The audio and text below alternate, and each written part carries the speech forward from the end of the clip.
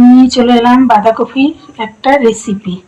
বাঁধাকপি রান্না করার জন্য আলু, সয়াবিন, টমেটো কুচি, আদা বাটা, হলুদের গুঁড়ো, জিরার গুঁড়ো, লঙ্কার গুঁড়ো, গরম মশলা, চিনি, তেজপাতা, লবণ। তেলটা গরম হয়ে গেছে, এবার জিরা ফোড়ন দিলাম,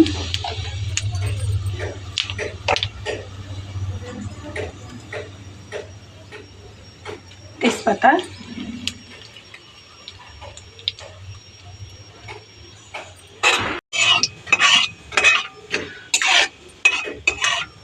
জিরাটা তেজপাতাটা ভাজা ভাজা হয়ে গেছে, এবার আলু দিয়ে দিলাম।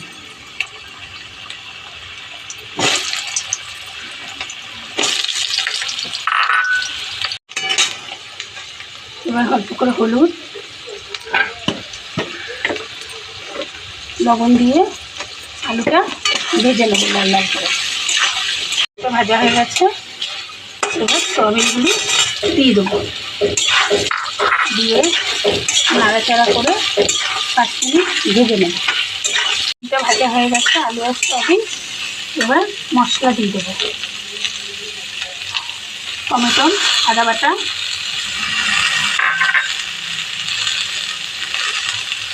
লবণ, হলুদ,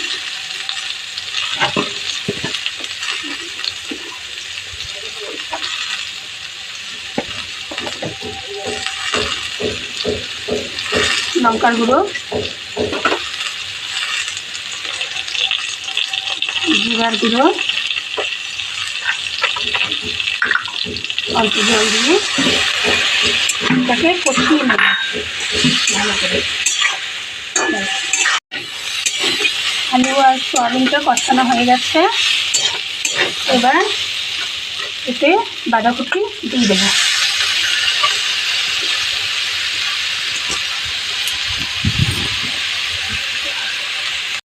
এবার ঢেকে দেব। বাঁধাকপিটা হয়ে গেছে, দেখুন বন্ধুরা শুকিয়ে গেছে, বাঁধাকপিটা শুকনো হয়ে গেছে, ভালো করে মশলা মিশে গেছে সব কিছুর সঙ্গে। এবার এর মধ্যে দেবো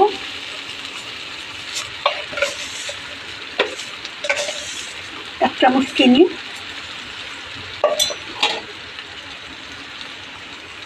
1 চামচ গরম মশলা,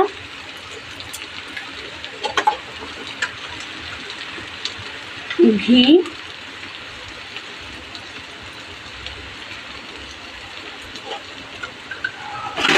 দিয়ে ভালো করে নেড়ে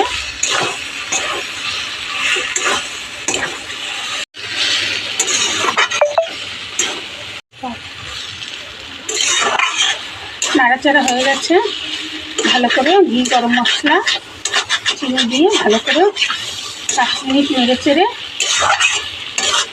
এবার নামিয়ে নেব।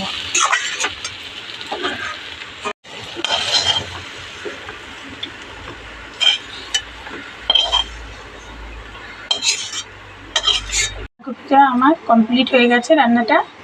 যদি ভালো লাগে লাইক, কমেন্ট, শেয়ার করে দেবেন। ধন্যবাদ।